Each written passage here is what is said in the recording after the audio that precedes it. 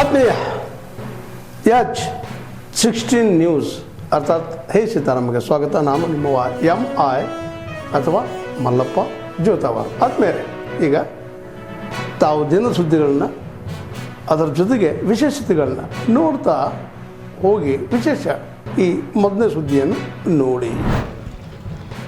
ಅದು ಹಂಗೆ ಅಲ್ಲ, ಮನುಷ್ಯಂಗೂ ಒಂದು ಲಿಮಿಟ್ ಇರ್ತದೆ ಎಲ್ಲ ವಿಷಯದಲ್ಲಿ.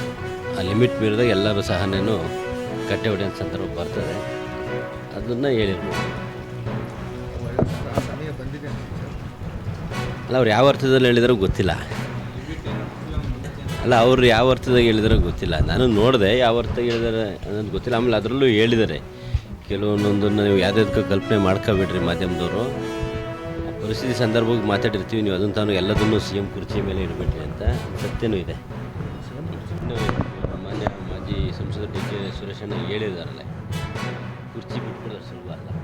ಯಾಕೆಂದರೆ ಗ್ರಾಮ ಪಂಚಾಯತ್ ಅಧ್ಯಕ್ಷರೇ ಒಂದು ಕುರ್ಚಿ ಬಿಟ್ಕೊಡೋಕ್ಕೆ ಯೋಚನೆ ಮಾಡೋ ಸಂದರ್ಭದಲ್ಲಿ ಯಾರೇ ಒಬ್ಬ ವ್ಯಕ್ತಿ ಅಷ್ಟು ಸುಲಭ ಕುರ್ಚಿ ಬಿಟ್ಕೊಡೋದಿಲ್ಲ. ಆದರೆ ನನಗೇನು ಇಲ್ಲಿ ಮುಖ್ಯಮಂತ್ರಿ ವಿಷಯದಲ್ಲಿ ಹಂಗೆ ಅನಿಸಲ್ಲ. ಯಾಕೆಂದರೆ ಹಂಗೇನಾದ್ರು 2 ವರ್ಷ ಮಾಧ್ಯಮದಲ್ಲಿ ತೋರಿಸ್ತಾ ಇದ್ದೀರಿ, ತಾವೆಲ್ಲ ಕೇಳ್ತಾ ಇದ್ದೀರಿ, ಹೇಳ್ತಾ ಇದ್ದೀರಿ. ಆ ಒಂದು ವ್ಯವಸ್ಥೆ ಏನಾದ್ರು 2 ವರ್ಷ ಆಗಿದ್ದರೆ 100ಕ್ಕೆ 100 ನನಗೆ ಗ್ಯಾರಂಟಿ ಇದೆ ಸಿದ್ದರಾಮಯ್ಯ ಸಾಹೇಬರು ಇಲ್ಲಿವರೆಗೂ ಕೂರ್ತಿರಲಿಲ್ಲ. 2 ವರ್ಷಕ್ಕೆ ಬಿಟ್ಕೊಡ್ತಾಯಿದ್ರು. ಆ ಥರನ ಆಗಿದೆ ಇಲ್ಲ ಅನ್ನೋದು ನೀವು ಮನೆ ಸಿದ್ದರಾಮಯ್ಯ ಸಾಹೇಬ್ರನ್ನ ಕೇಳೋದು ಉತ್ತಮವಾಗಿದೆ. ಯಾಕೆಂದರೆ ಅಲ್ಲಿ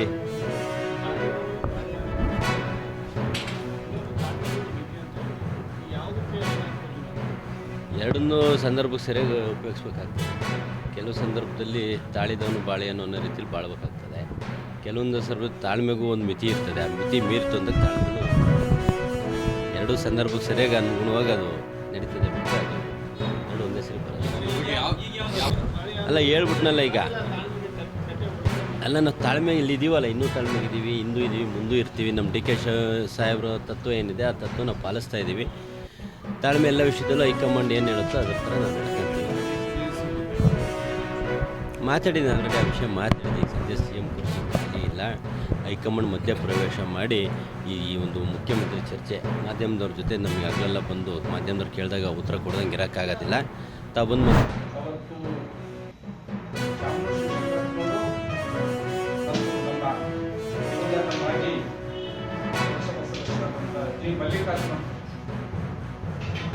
ಎಲೆಕ್ಷನ್ ನಿಂತಾಗ ಅವತ್ತು ನಮ್ಮ ಕಾರ್ಯಕರ್ತರನ್ನು ಎದುರಿಸಬೇಕು, ನಮ್ಮ ಕಾರ್ಯಕರ್ತರನ್ನ ದಾಳಿ ಮಾಡಬೇಕು, ಬೂತ್ ಕ್ಯಾಪ್ಚರ್ ಮಾಡಬೇಕು ಅಂತಕ್ಕಂಥ ವಿಷಯ ಇಟ್ಕೊಂಡು ಸಾಲ ರೌಡಿ ದಾವಣಗೆರೆಗೆ ಕರೆಸಿದ್ದೀನಿ.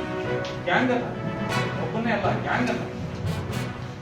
ಅವತ್ತಿನ ನಮ್ಮ ರಕ್ಷಾ ಅಧಿಕಾರಿ ಆಗಿರ್ತಕ್ಕಂಥ ಗೋಪಾಲ್ ಹೊಸರು ಇದೇ SS ಮಲ್ಲಿಕಾರ್ಜುನ್ಗೆ ಬಾಪೂಜಿ ವಿದ್ಯಾಸಂಸ್ಥೆ ಅಂತ ಸಾರ್ವಜನಿಕವಾಗಿ ಈ ಕ್ಷಣದಲ್ಲಿ ಅವ್ರನ್ನ ಇಲ್ಲದಲ್ಲ ಅಲ್ಲಿಂದ ಅವ್ರನ್ನ ಹೊರಗೆ ಹಾಕ್ತೀನಿ, ಒಳಗೆ ಹಾಕ್ತೀನಿ, ಅವ್ರನ್ನೆಲ್ಲ ತಕ್ಷಣ ಊರಿಗೆ ಕಳಿಸ್ಬೇಕು, ಇಲ್ಲಾಂದ್ರೆ ನಿನ್ನ ಮೇಲೆ ಕೇಸ್ ಹಾಕ್ತೀನಿ, ಒಳಗೆ ಹಾಕ್ತೀನಿ ಅಂತ ಹೇಳಿದ್ದನ್ನ ನಾವು ಕಣ್ಣಾರೆ ನೋಡಿದ್ವಿ.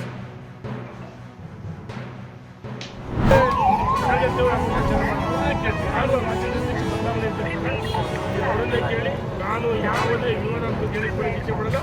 ಸೂರ್ಯಚಂದ್ರ ಎಷ್ಟು ಜನ ರಾಜ್ಯದ ಅಧ್ಯಕ್ಷ ವಿಜೇಂದ್ರ 2 ವರ್ಷ ಬಹಳ ಒಳ್ಳೆ ಕೆಲಸ ಮಾಡಿದ್ದಾರೆ.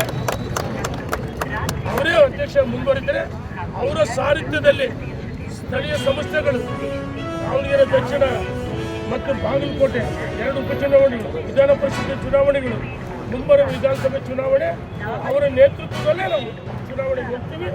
ರಾಜ್ಯದ ಯುವಕರ ಒಂದು ಕಣ್ಮಣಿ ವಿಜೇಂದ್ರ ಯಡಿಯೂರಪ್ಪನವರು ಯಾವ ರೀತಿ ರಾಜ್ಯದ ಅಧ್ಯಕ್ಷರಾಗಿ ಮುಖ್ಯಮಂತ್ರಿಗಳಾಗಿ ಬಹಳ ಒಳ್ಳೆಯ ಕೆಲಸ ಮಾಡಿದರು.